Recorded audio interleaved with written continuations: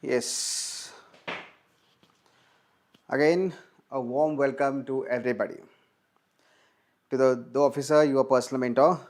And folks, today is the second session of our sociology optional batch. This will be the second demo session. In our previous session, we have discussed, means yesterday, we have discussed that yes, sociology is not like any boring subject. Sociology is not like any kind of a traditional academic subject. Sociology is a very interesting subject. Sociology helps you to understand the contemporary society in which you are living. Yes, okay. So, yesterday we have discussed all these things. Now, we will move forward to understand the nitties and gritties, means the basics of sociology. Today, let me tell you that how sociology emerged as an independent academic discipline. And to understand that particular phenomena, that particular event or that particular happening, we have to go back to the around 600 years back to the history of European society. And to understand that particular kind of a history of European society, again we have to go back to the ancient era. Yes, folks, today we are going to discuss that how sociology emerged as an independent academic discipline. Okay, now let me tell you the thing. See, when the Europe or any kind of a society, okay, the society has always its past, its present and its future. Yes, take the example of Indian society. We are one of the oldest civilization in the world. Yes, and our past dated back more than 5,000 years. Presently we are aspiring, we are a emerging economy. Yes, and the future is lying, very bright future the lying is in front of us, and that is the developed nation, developed society. Three aspects of their timeline, that is the past, the present and the future. Now, how to connect these three dots? Society helps us to understand, okay, that how the society has evolved. The evolution of society. At the same time, the traditions of the society, and at the same time, the source of your origin, the source of your origin of your values, the origin of your knowledge, origin of your whatever the material or non-material cultural aspects you have in your society, everything date back to the past. So to understand, just for example, to understand the contemporary Indian society, nowadays we can find out that the dowry cases are resurfacing again. The menace which we are trying to mitigate, yes, it is very difficult to defeat it, it is very to eliminate from the society, but not impossible. We are trying to it, but again these all mitigation efforts looks like the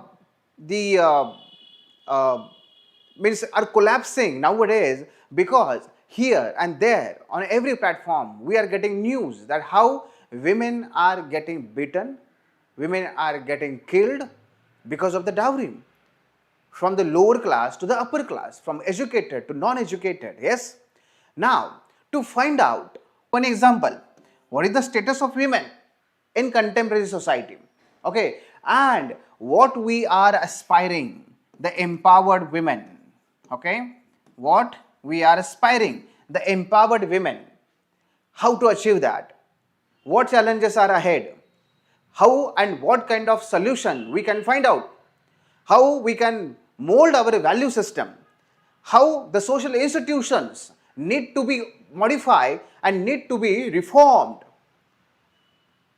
And that can be, that kind of knowledge, that kind of solution, that kind of out of the box thinking we can get only through the sociology, because sociology gives us that lens which we have discussed yesterday. So, sociology helps you to connect these three dots, the past, present and future, because the very nature of sociology is like this. How? Yes, I am going to discuss with you that how sociology has emerged, okay, how sociology has been emerged and working relentlessly for the betterment of the future. Folks, in the syllabus, you will find out the first topic we have. And the first topic is what? Modernity, social changes in Europe and emergence of sociology. There are three words here. First is modernity, second is social changes, and third, emergence of sociology. Now, actually, this wording, okay, a little bit, this wording confuses us. Okay, why? Because to the rise of modernity, and then because of the social changes and modernity, there emerged a sociology. There emerged a sociology. Getting my point? So this must be a sequence. UPSC has given us very a confusing kind of a sequence, that first of all they have highlighted the word modernity. No, modernity later on emerged. First of all, social changes started to took place. And then because of those social changes, society moved to the modernity. Are you getting my point? Okay. And modernity. And then third thing we have to discuss here, that how sociology emerged. So very simple thing is there, very simple, that how the social changes took place there, what kind of social changes took place there.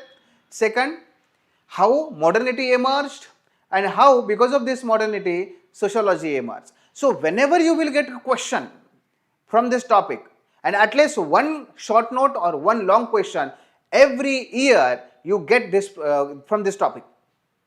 For example, how enlightenment led to the emergence of sociology. How enlightenment and renaissance led to the emergence of sociology. Is there any contribution of French Revolution to the emergence of sociology? How modernity led to the emergence of sociology. Emergence of sociology is largely happened because of the social changes took place in Europe. All these are the questions. But what it is doing? It is just manipulating the words. But whatever may be the question, your answer will be like this. You have to connect it. Just remember these three things. Okay, remember these three things and your answer will get complete. Your answer will get complete. Okay, let's start. What kind of social changes took place in Europe? And for that matter, we need to understand. Okay, we need to understand little bit history of the European society. Okay, let's start. Folks, like any society or like any social science, there are a number of social sciences like history, geography, political science and all that. Sociology is one of the major social science we have, okay, and this social science, just I told you, discuss with you that how the social changes in Europe took place, one. Second, how that led to the modernity and how that led to the emergence of sociology.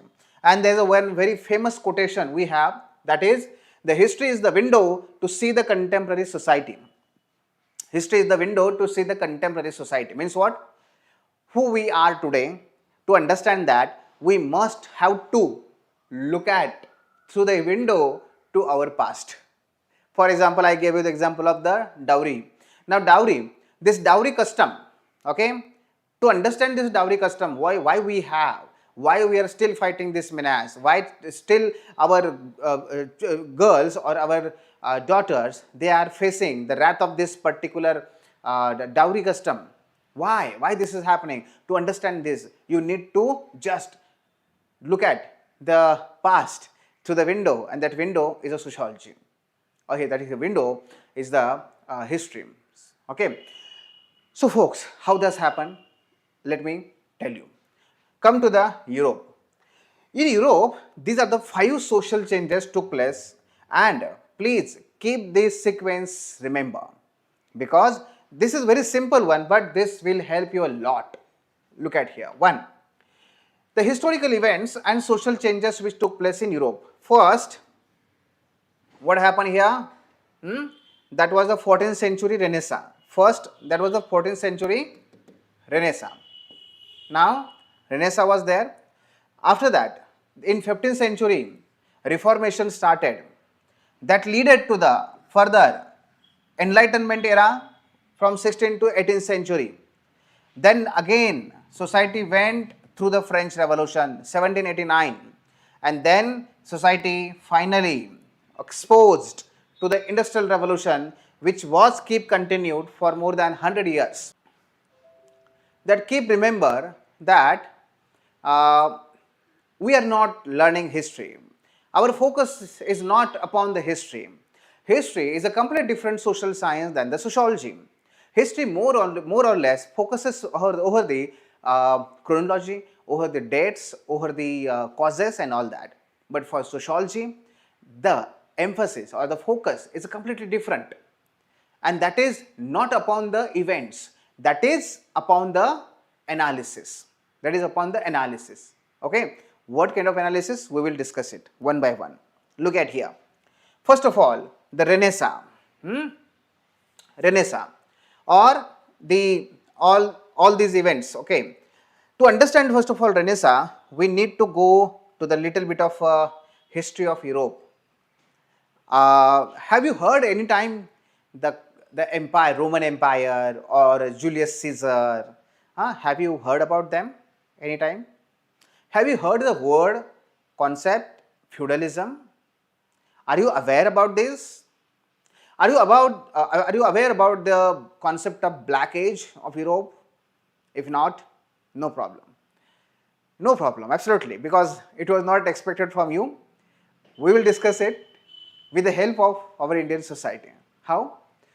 Because you know the Indian history, little bit history, you know about the India. Folks, you know very well that first of all the Indus civilization was there, and this Indus civilization then declined, and after the Indus civilization then there emerged or there started the Vedic era. Vedic era get divided into the two again, the later Vedic and Rig Vedic and later Vedic, and after that the Mahajanapadas started to emerge. Around 16 Mahajanapadas were there, and out of this 16 Mahajanapada, their Magadha empire emerged, or Mahajanapada has evolved into one empire, and Magadha empire then later on became a Maurya empire. Getting my point? Okay. So now the question, whenever I read history, I get one question into my mind, and that question is what? If we look at the era of Maurya Empire, at that time, the India was consisted by the Afghanistan, Pakistan, Nepal, Bhutan, Bangladesh, a little bit of Myanmar. All these nations were part of the Indian subcontinent at that time, and even the political unit at that time. Means the empire of Chandragupta Maurya was expanded, from the Pakistan, Afghanistan to the here Bangladesh. So this is just a one outline of his empire. Only the southern states were out of this empire. Only the southern states were out of the empire and the Odisha. Correct? After that, after the Chandragupta Maurya, Ashok came and he also won the particular Odisha, and now the empire was a huge, under the control of Ashok. The capital was Patliputra. Yes, here is the capital, and from this capital, Ashoka was ruling over all over the subcontinent, Indian subcontinent. Getting? Okay. Now the question comes into my mind that if we think about this era, which was around 3 century BC, 300 centuries BC. At that time, there were no ways of communication, there were no highways, There were no WhatsApp and Facebook. There were no internet voice over IP, internet calling. There were no modern telegram or modern postal services were there. There were no particular kind of technology, okay, again the transportation and all that. And moreover, the society, the Indian subcontinent was full of forest. Ruling over the, it is ruling over the whole subcontinent. How that is possible? My question is to you. Tell me. If it is possible, tell me into the comments. No problem. Okay. Now the thing is what? The capital is here and it is ruling over the whole society. How? To find out the answer, we have to go to the Arthashastra, Arya Chanakya, hai na? And there lies the answer. And what is that? A very efficient administration. Very efficient administration. The Maurya Empire, the Maurya emperors, okay, they divided their empire into the various provinces, and all over these provinces they appointed governors, and these governors were directly accountable to the king. Okay, king here means they were directly accountable to the king. They used to report every time to the king. They have to obey the orders of the king. King was the supreme leader. Ashok, Chandragupta, Bimbisar, they were the supreme leaders. And these all powerful, super powerful leaders, kings, used to command the whole administration, military administration, revenue administration, judicial administration, yes. And all the orders of the king used to follow by these governors. Then these governors used to again work with its complete administration. So provincial administration was there, local administration was there.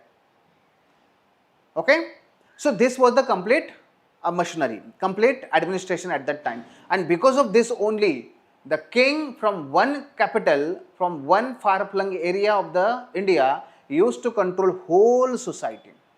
But folks, this was always workable whenever the king was super powerful, super efficient. But whenever the king becomes weaker, the administration also becomes weaker. Because the human being has always an innate tendency. And what is that innate tendency? क्या होता है जिसको हमने कहा कि भाई चंद्रशेखर आज़ाद है ना, ऐसे है, वो क्या कहते थे, मैं जन्म से आज़ाद हूँ. Human being always has this innate aspiration to become free from the command of any other person. So here always these governors shown the tendency to become free from the command of this capital, command of this particular king. They always shown this tendency. But whenever the king was powerful, it was not possible for these governors. But whenever the king becomes weak, at that time, that tendency becomes much more stronger, and then all these governors used to declare themselves free from the king. But there was another problem. There was another problem here. And that was what? That was that always these governors were into the constant fear, were under the constant fear. And what was that constant fear? If I suppose I am the governor of this, okay, and I declare myself as a free, then definitely what will happen? These three adjoining provinces there was a possibility that they will attack over me. they will attack over me. Today they are not attacking because today I am not separate. Today I am not independent. Today I am part of the same empire to which they are also part. So they will not attack over me. Okay? But whenever I will declare myself as an independent, they will attack over me. So I was having a constant the fear. What if I declare myself independent, what they will do? One thing. And similarly, this constant fear was there among this governor and this governor also. So everybody was under constant fear. One thing. Then what to do? What to do? Like a governor, all these king, whatever the king who were weaker, they were also under the fear that as my administration is a weaker, I myself is a weaker king. Okay, what about my empire? What about the future of my empire? If every governor get declared itself as an independent, then what about my empire? One thing. Second, छोड़ दो ये छोड़ दो governor को. What about the external attacks? The Shaka, Kushan, Pallav, Alexander, everybody is there.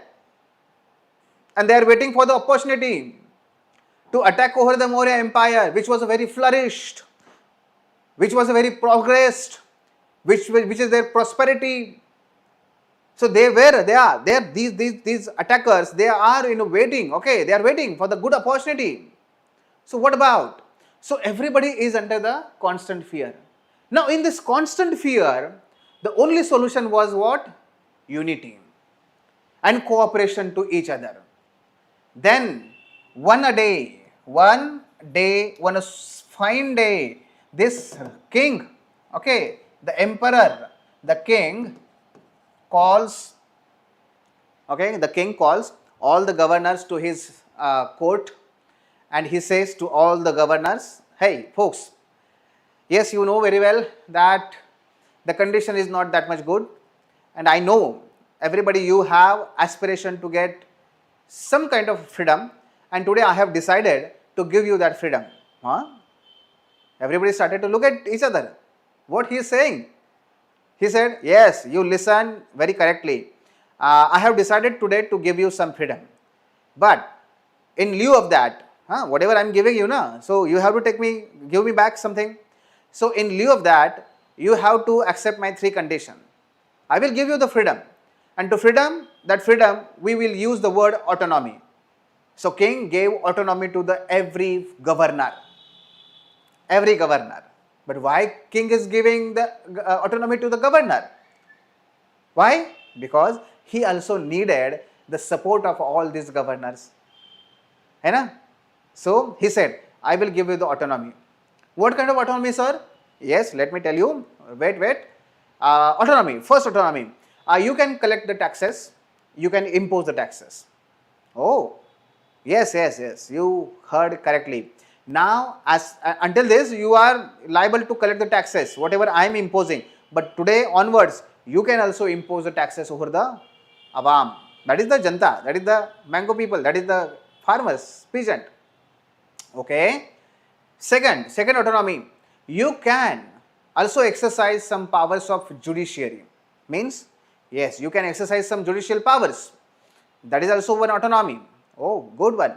Third, you can also carry your own army. Yes, standing army. Now, मन में और लड्डू फूट रहे हैं सारे गवर्नर के दरमियान. But king said, there are 3 conditions. You have to accept those. First condition, whenever someone will attack over our empire, see, this is our empire. So whenever someone will attack over our empire, everybody has to come with their army to the support of the central army. Are you getting? Everybody said, yes, no problem. We will be there whenever our kingdom will get attacked. Okay, army. Second, whatever the revenue you will collect, the portion, the fixed portion, we will decide it later on, but that fixed portion you have to deposit with the central repository. Okay, no problem. 50% आपका, 50% हमारा, कोई बात नहीं है. And the third, the most important, to show your loyalty and to remain under always a loyalty, okay, you have to marry your one daughter with me. रिश्ता बनना चाहिए, okay, हाँ. So you have to marry your one daughter with me, and that daughter will be remain, or that daughter will live with me in my courtroom, in my this palace and all that. And in that way you can show your loyalty to me. All the governors rejoiced. They said, yes, no problem, we have a lot of daughters. No problem, okay, that is also accepted, and everything was there. And this way, now onwards, all these governors, they became autonomous. So king, and there were the governors, okay, the king and there were the governors, okay. Now all these governors, they became autonomous, okay, autonomous, yes. And when they became autonomous, now the wording also got changed. The governors, they became the feudal. They became the feudal. The feudals. Now governor became the feudals. Okay?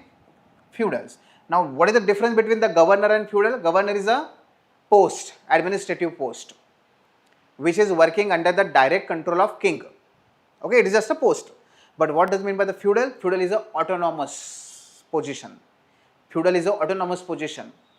For example, the feudals is an autonomous position, and that's why they took the title of Raja. What? Raja. Raja. So in India, we called to the feudals Raja, to the feudal Samanta. Samanta or Raja. And then as feudals started to consider themselves as a Raja, so the king, he said, okay, you are Raja, मैं राजाओं का राजा, मतलब मैं महाराजा. Are you getting? So मैं महाराजा. Okay, no problem, sir. You are the Maharaja, we are the Raja. Then some of them also then later on they took the title, I am also Maharaja. Then he said, okay, then I am Maharaja Dhiraj. Maharaja Dhiraj, Maharajaon ka Maharaja, Maharaja Dhiraj. So that was the case, that was the scenario in India also. But what happened? Until this, all clear. Am I? Okay. So everything clear? Now what happened because of this? That is very important for us. And that is what? Folks, when the whole empire was under the one administration, one control of the king, the situation was a very different one. Take the example of economy, trade. Suppose there is a one trader, the K, okay, K is a trader. Why K? X is a trader. Now suppose X is a trader, he used to pay the taxes either at the source point, here it is giving taxes, or either suppose he is going to sell its produce in the Kashmir, here in Kashmir. So either he has to pay the taxes at the source point or at the end point. At the end point, and just at once.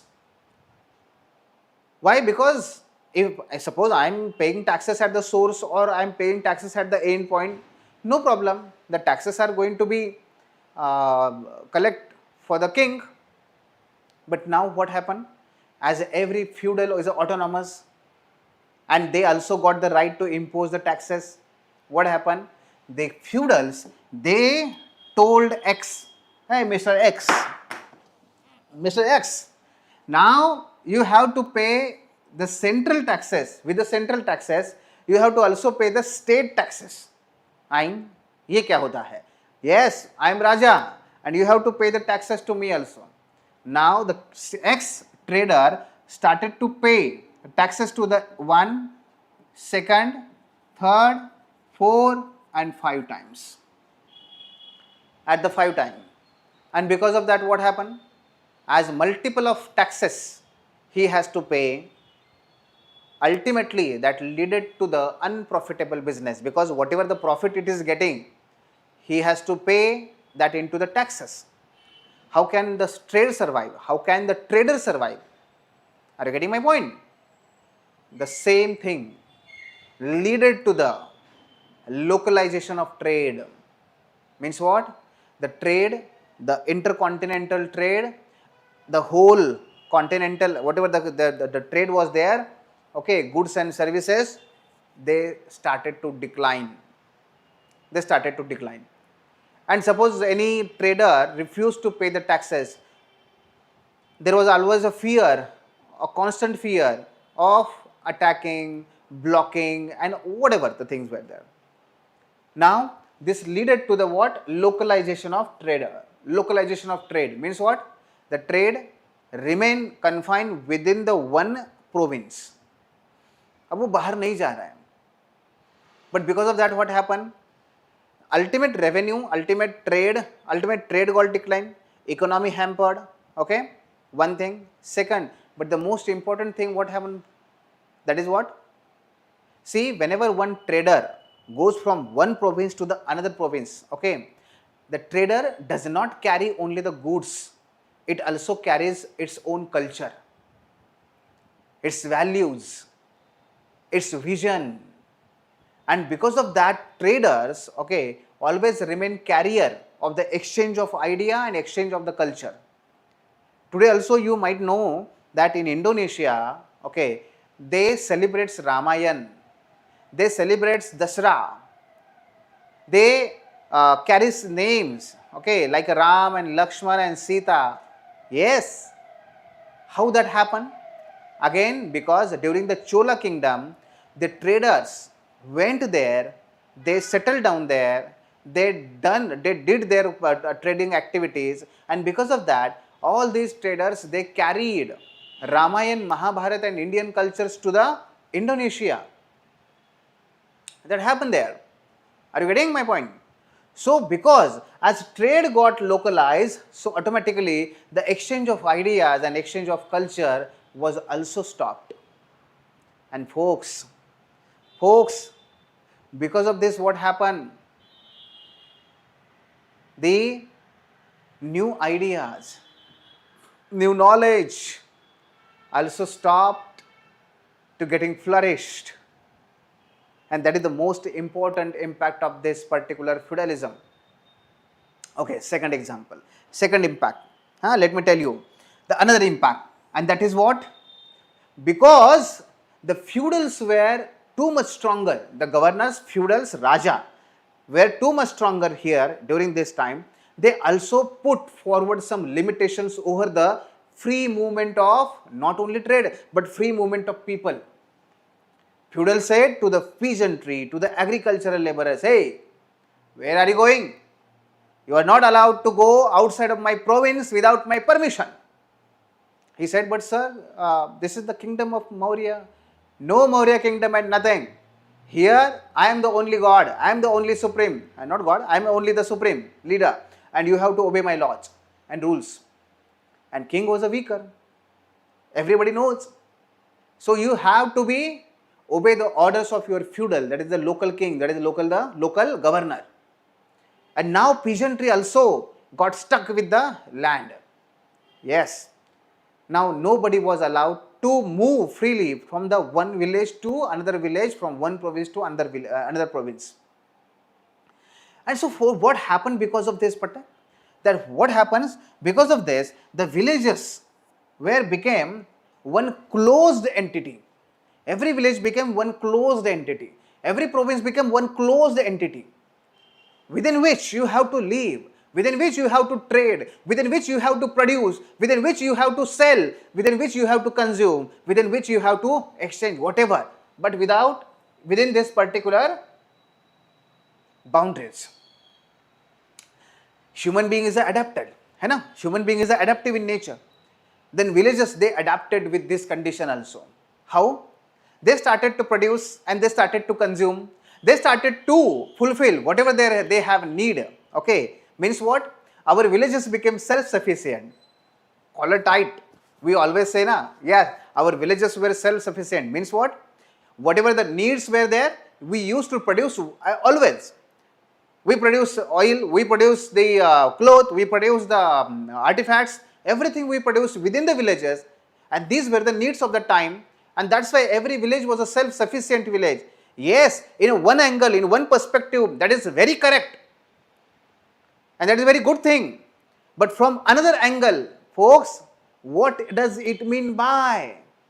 It means also that when villages became confined, when villages became constrained, when villages became just one self-sufficient unit, because of that, the contact with other world, the contact with the outside was also cut down completely. And this led to the one famous cliche, one famous thing which was there in our Vedas and all that, and that is what? Kupa Manduka Vritti. Kupa Manduka Vritti means what? Means there is a one a saying in the Sanskrit, okay, that a frog always believes that the pond in which it is living, that is the whole universe. That is the whole universe. And it always remains satisfied. Oh my God, this is my universe and I am the king. Okay, I know my universe, everything. But it does not know what is happening in the ocean, what is happening in the river, what is happening in the other pond. Are you getting my point? And whenever the water gets stuck at one place, you know very well what happens here.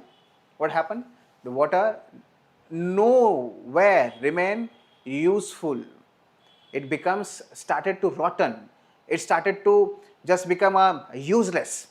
In a similar way, our villages, our provinces also started to lose their relevance in the changing world. Because world is changing, you are not changing. You are stuck there. You are stuck there. You are calling yourself self-sufficient, but no, you are living a kupa manduka vritti. You are saying whatever we know, that is the ultimate truth. No, bhai. The world is changing. The world is inventing number of new things, and you are still stuck with all those traditions. No new ideas started to emerge here.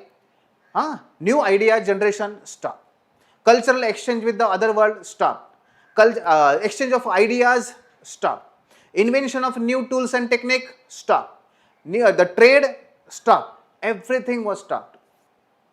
And society was stuck forever. So, there was one advertisement one famous advertisement was there, where one girl comes to the village after so many years, okay, and when she comes to there, she says, "Arey, यहाँ तो कुछ भी नहीं बदला." Are you getting my point? अरे यहाँ तो कुछ भी नहीं बदला, यहाँ पर भी कुछ भी नहीं बदला. For many centuries, the villages remain same. And people always loves the stability. People always loves the sameness. But that never remain forever. That never remain forever because change is always there. Are you getting my point? And that's why these people became too much rigid. These people became too much traditional. And when no knowledge, no new invention, no new ideas, then what happens? In sociology or in any social science, new ideas always equated with the new knowledge, and new ideas equated with the always light. The light of the knowledge which enlightens you, है ना, enlighten. Mentos खाओ, दिमाग की बत्ती जलाओ, मतलब new ideas need to come. In a similar manner, here as no new ideas were there, that's why this age get called as a dark age. Dark age, where no light is there, light of knowledge was there. Dark age. So our self-sufficient economy, self-sufficient villages were the part of the dark age. And this happened in India from the largely from the 7th century AD to the 9th century AD in India. So are you getting my point? This was the Indian history. Now let me take you to the Europe. Okay, are you ready? Take off. Chalo. Now come to the Europe. Just I will remove the boundary. Okay, I will remove the boundary. Here is the India, na? Okay, India. Okay, just 1 minute. I will just remove the boundary. Look at. So,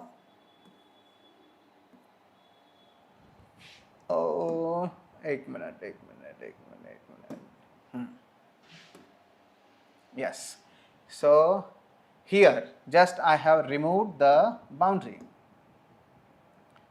Okay.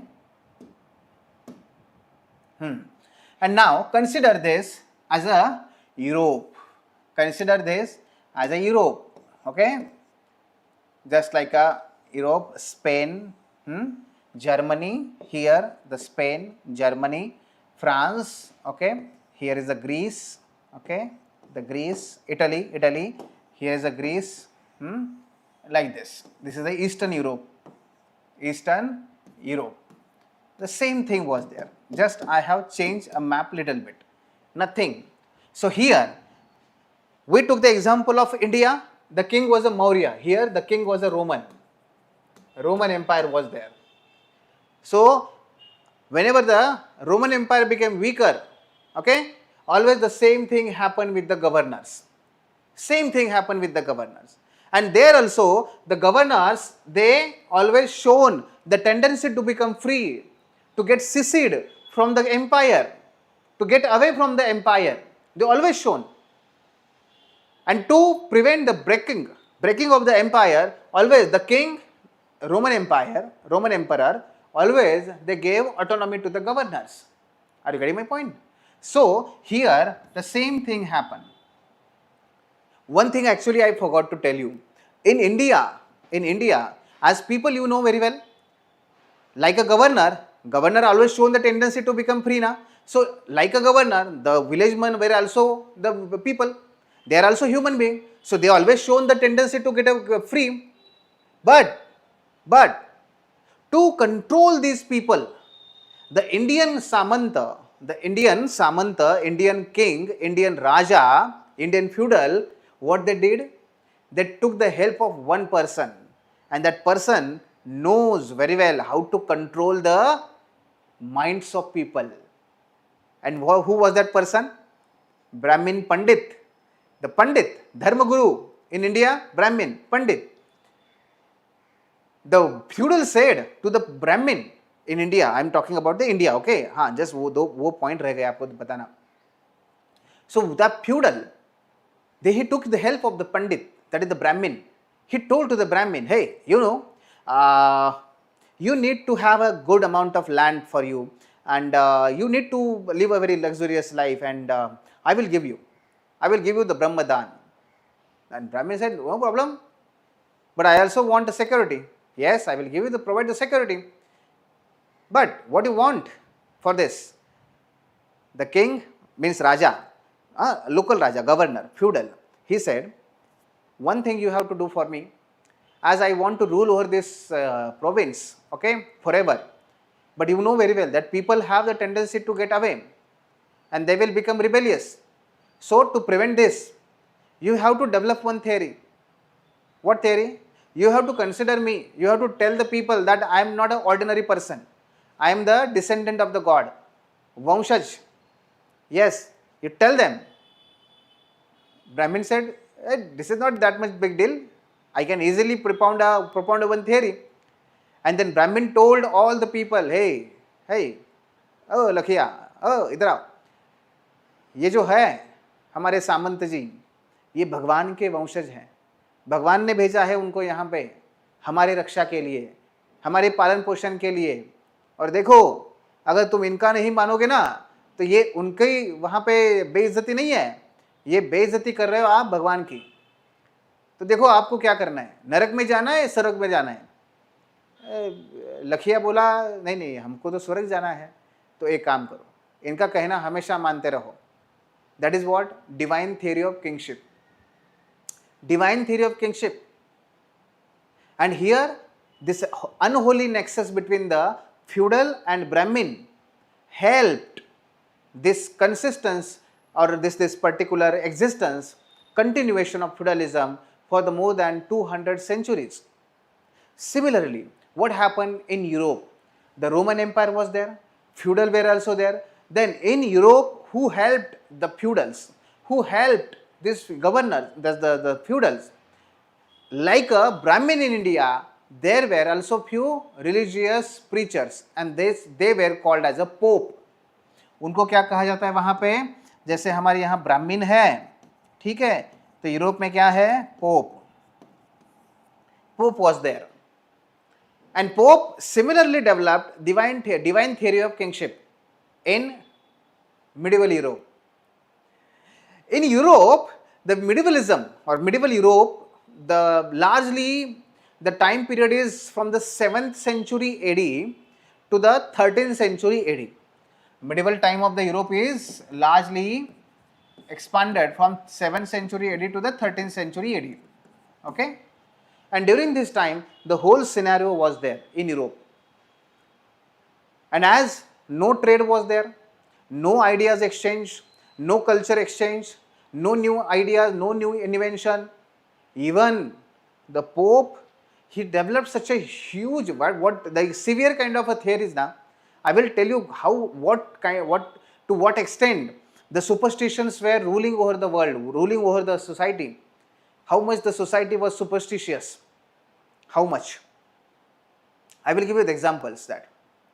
See, in 16th century, later on, the Martin Luther King, he challenged this tradition, but that tradition always there into the Europe from medieval times. And what was that? पता है आपको क्या था? एक बार pope ने बोला यार ये रेवेन्यू बहुत कमा रहा है, because Pope were having the land also ना, like a Brahmin, they were also having the land. Revenue बहुत कमा रहा है, so how can we generate more revenue? Then one idea came into the mind of the Pope, and he said, wow, great, what is that? We will issue the passes. Passes? Yes, we will issue the passes of $100, $1,000, $2,000, $10,000. Means people will come to the church, they will buy the passes of 10,000, 100 and 500, whatever denomination will be there. But what will happen because of that? Hey man, when they will buy the passes now, so we will tell them what? We will tell them that your amount of sin, आपका पाप, अगर 100 रुपए का पास खरीदा, 100 रुपए का पाप कम हो जाएगा. 1000 रुपए का पास खरीदा, 1000 रुपए का पाप आपका कम हो जाएगा. And folks, believe me, why to believe? You can even search on the internet. Okay, believe me, people used to always purchase these passes by visiting the church. Always. Now look at the situation. How the Pope was very easily make fool of all these European people. And nobody is asking any question. Is this true? Is this correct one? Is this real or not? How can this is possible? And all those things. Nobody was asking. Are you getting my point? India में very easy है, India में passes वगैरह खरीदने की कोई ज़रूरत है नहीं. महाकुंभ आए तो चलो गोदावरी मैया में या गंगा नदी में जाके डुबकी मारो, उतना ही आपका पाप कम होता है. एक डुबकी मारा एक उतना पाप कम, और दो डुबकी मारो और पाप आपका कम हो जाता है. In India also the tradition was there and nobody has asked the question why this happens. Are you getting my point? So this society was that kind of superstitious, and this is one example, folks. A lot many examples I can discuss with you that how that was used to happen there. Another example, just I'm not able to control myself, just I will tell you one example, another example, that Pope always said, if you are feeling anxious and if you are feeling some kind of a dizziness or if you are not feeling well, okay, no problem, come to the church, I will treat you. How? Where you are having pain? Sir, in my leg, the leg is very paining. Okay, no problem. Hey, come here, cut down the leg, not complete leg, but just cut down the nerve and just let the blood flow, okay, and after some times you will get feel better. And people used to follow this practice. So ridiculous kind of superstitious practices were there. Let me tell you one example that during this time, medieval time, there was a black death era where plague was everywhere, and plague killed around 1/3 of European population. But still nobody claimed or still nobody asked the question to the Pope. Hey Pope, hey the king, you consider yourself as the son of the God and messenger of the God. Why my loved one have been killed? Why my loved one has been dead? Nobody asked the question, because the society was a complete into the darkness of knowledge, in terms of knowledge. Folks, this was the medieval era. This was the medieval era. I hope you understood well now what was the medieval era. So this is the medieval time. Okay, medieval Europe, which was completely traditional, which was completely a traditional Europe, which was also called as a dark age, and this was from the 7th century to the 13th century. But change is always constant. Yes, change is the only thing which remain always there. Yes, so change started to happen in the 14th century, and then from the 14th century, these social changes, okay, the process of social changes, it started to take place. And the first change started to happen here, and that was commercial revolution.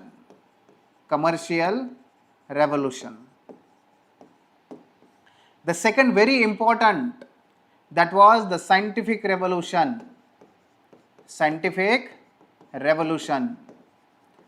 Both revolution took place during the time of 14th century and 15th century. And by combining these two revolution, sociologists calls or historians calls it as a Renaissance. This was the time of Renaissance. And in this Renaissance, two revolutions took place. First, it was a commercial revolution, and second, it was a scientific revolution.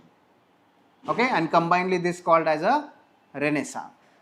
This was the first major beginning, and because of which society now slowly and gradually started to transform from the medieval era to the modern era.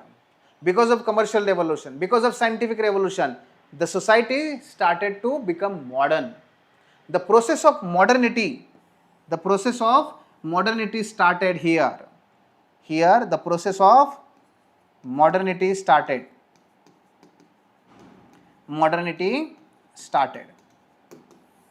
Getting my point? Process of modernity started with the commercial revolution, with the scientific revolution. Now, what were the other social changes took place later on? Just for the bird's eye view, I will give you here. The second one, Reformation, which took place in 16th century. Then there started Enlightenment. Enlightenment was largely the major era. Enlightenment,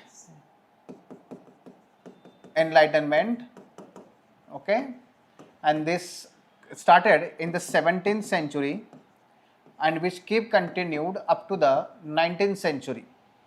And because of the Enlightenment, folks, remember, because of the Enlightenment, there took place a industrial revolution. Again, this industrial revolution started in 1740 and continued up to the 19th century. And because of the again Enlightenment, okay, in 1789 the French Revolution took place. And so all these events, all these social changes contributed to the process of modernity. Means because of all these social events, the European society was continuously becoming modern one. And when the European society was continuously become modern one, so it was breaking from the traditional one. वो tradition से बदल रही है, traditions को छोड़ रही है. It was breaking from the traditional European society and it was moving to the modern European society. And after the 19th century, the European society became modern society, a complete modern society, to which we call as a scientific society. And this was largely the 19th century onwards. And this was the complete picture. This was the complete bird's eye view about the European society, how European society became modern.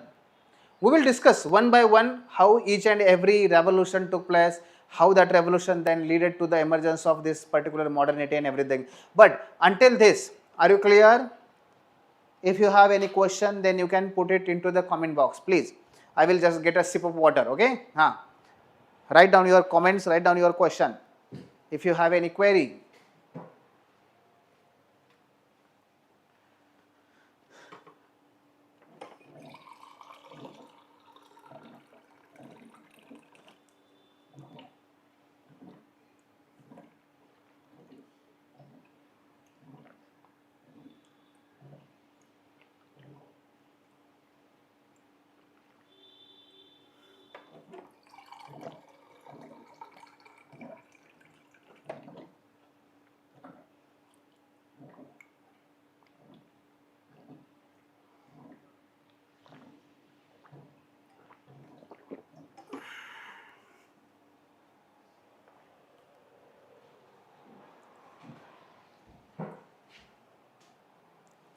All clear? Okay. No question?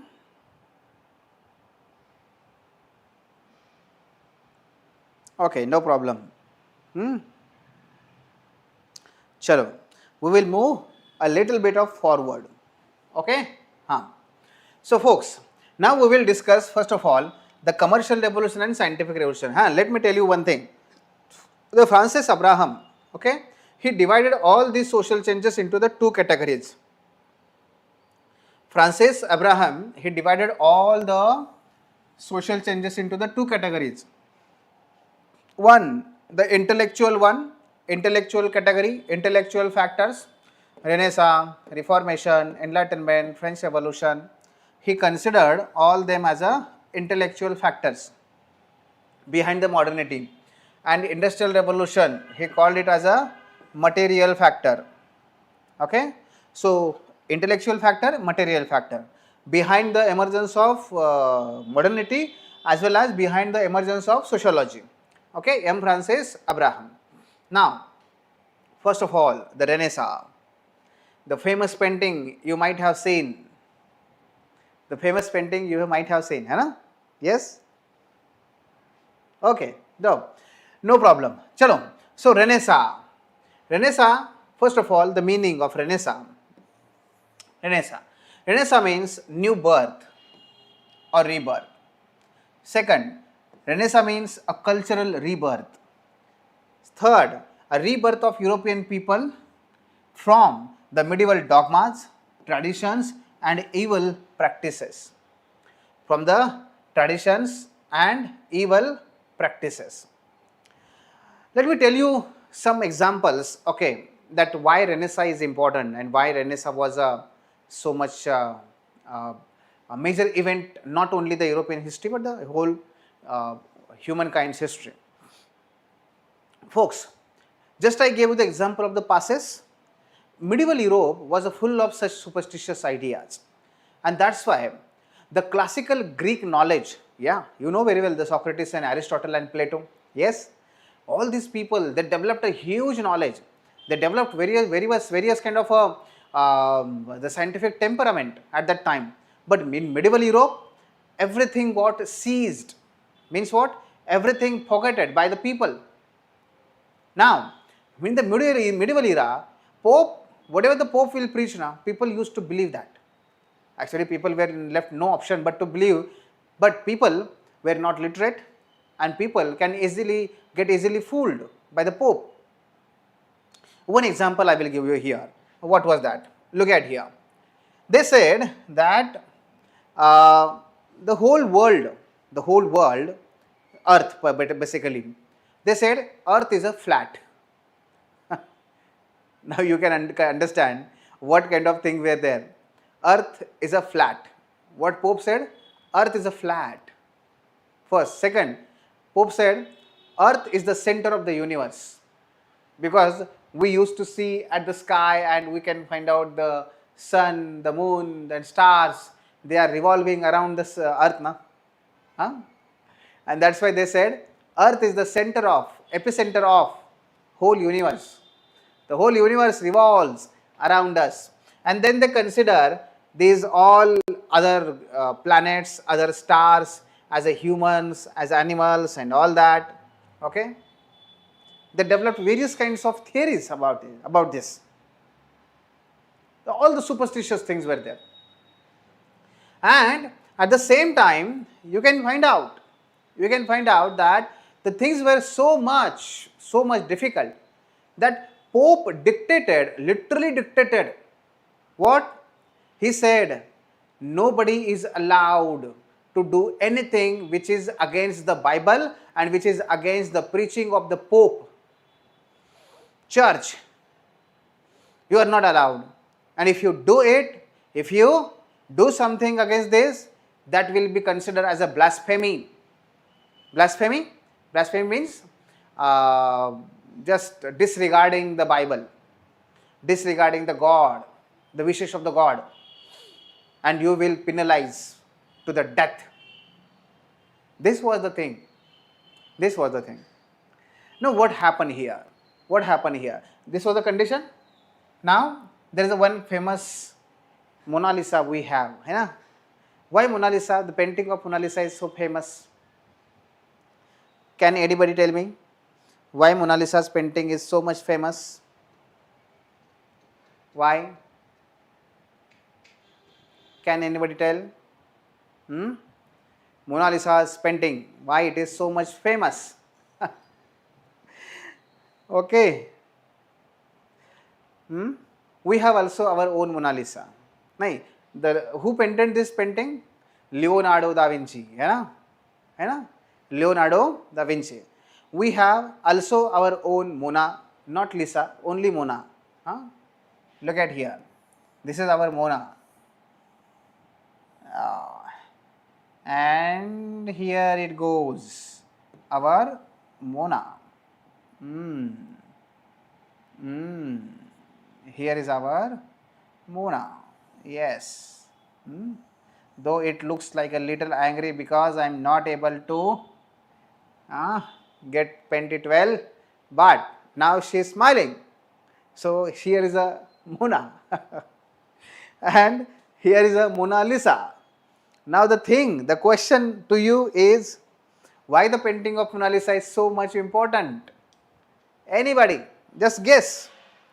A lot of time my student used to say, sir, that painting is famous because her smile is very mysterious. Yes, her smile is very mysterious.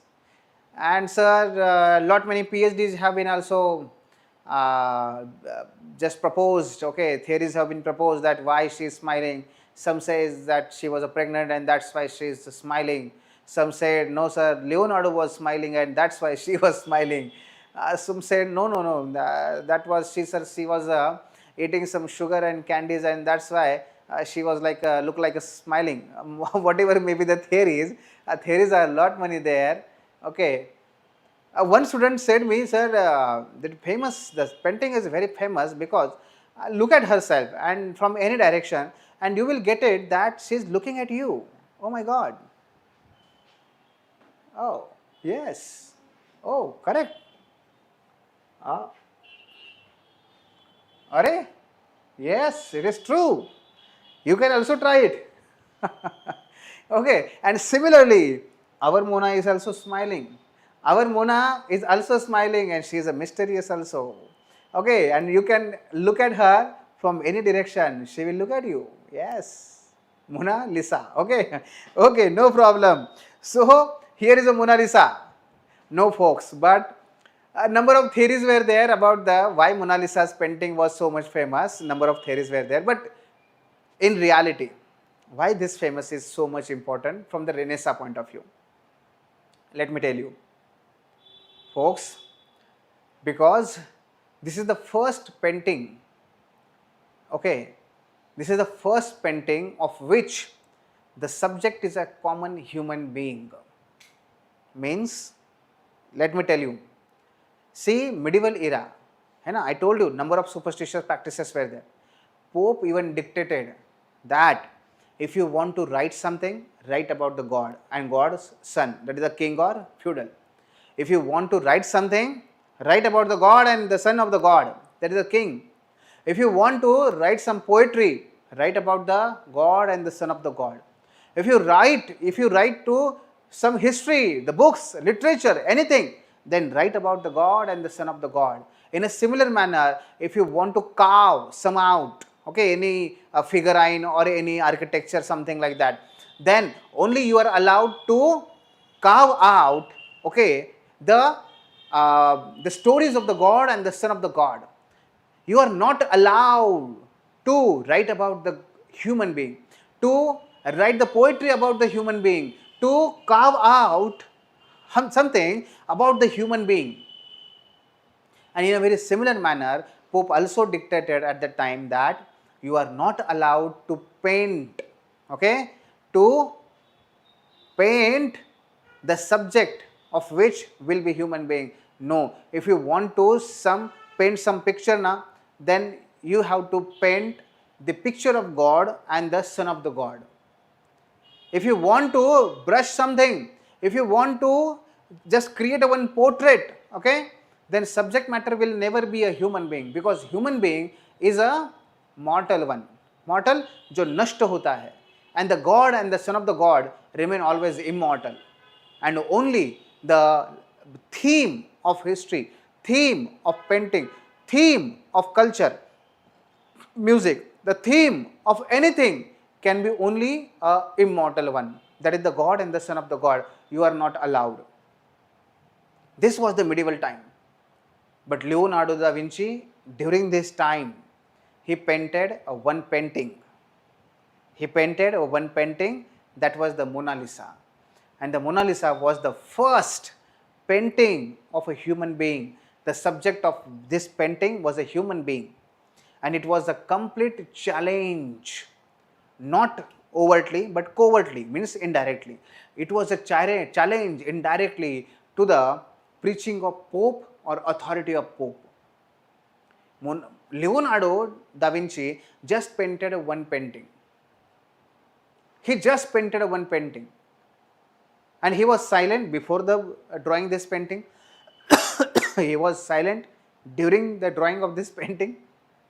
And he remained silent even after this painting. But the silence was so much stronger. Silence was so much stronger that people listened. People listened what message it want to convey to the people. And what was the message? People started to think, oh my God, now what will happen to the Leonardo? Why? Hey, Pope said now. Pope said if you paint someone, the figurine of human being, then yes, you will get rotten. You will get into the hell. You will went to the hell.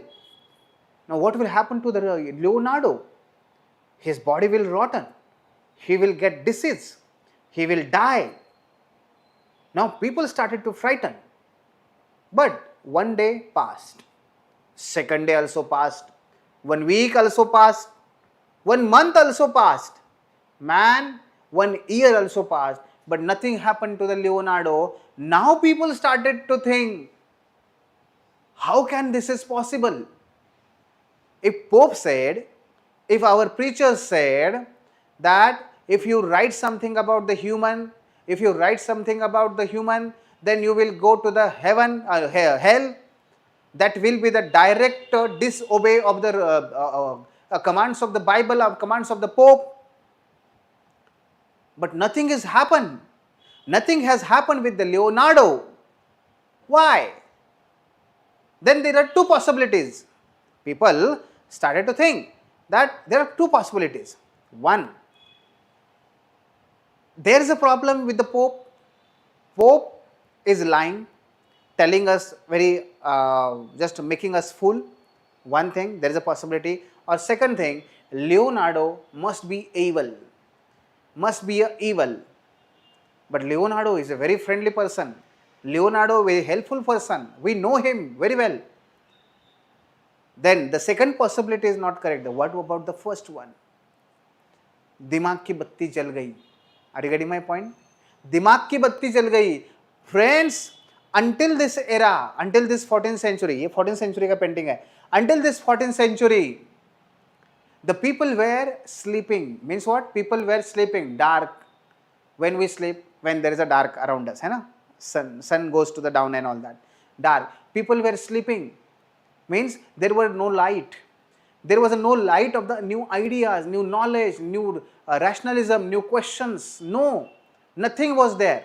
But first time here in the 14th century, first time people started to get question. Means what? हड़बड़ा के वो ऐसे जाग गए. सदियों से सो रहे थे, हड़बड़ा के यहाँ पे जाग गए. Oh my God, what is this? What happened with the centuries with us? And now, first time we started to get a question. So that's why rebirth, reawakening. Renaissance means reawakening, awakening from the centuries of sleep, centuries of darkness. People are getting reawakening, rebirth. That is the Renaissance. But how that happened? To understand that, you need to go to the next phase, okay? And that is two type of revolution. Two type of revolution helped, okay? That is one, a commercial revolution, and second is a scientific revolution. These two revolutions helped, okay, the European people to get awake from the centuries sleep. Okay, the people were sleeping, the darkness was there, and now people started to get awakened. And that happened because of the commercial revolution, and that has happened with the scientific revolution. Okay, and to both of this they called as a Renaissance. This is the Renaissance, one, and this is the second. Okay, yes. So any question here? Until this, any question?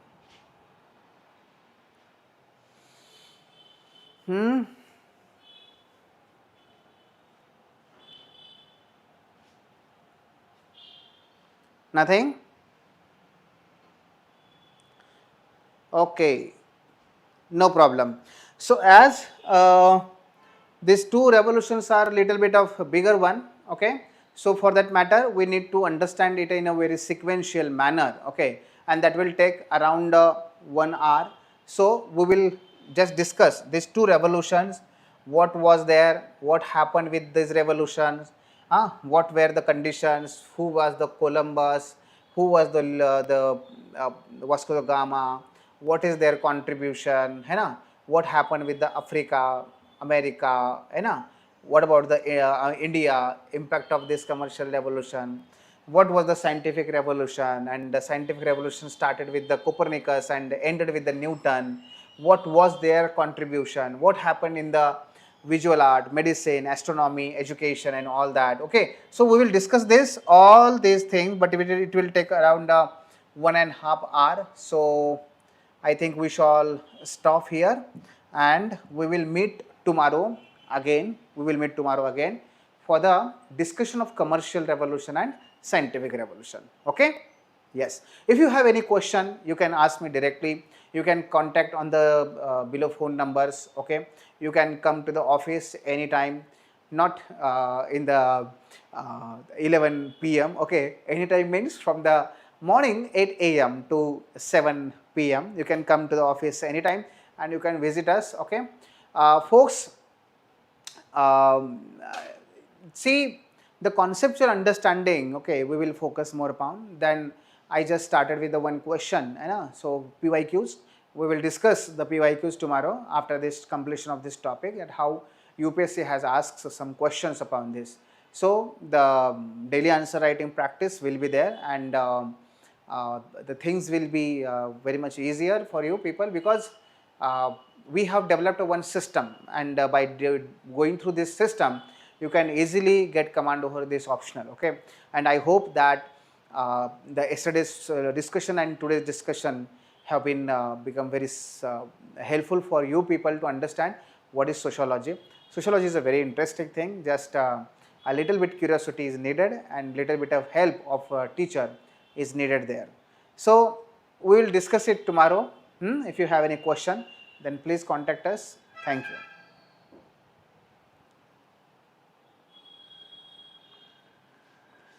If you have any question, then you can just write down into the comment box.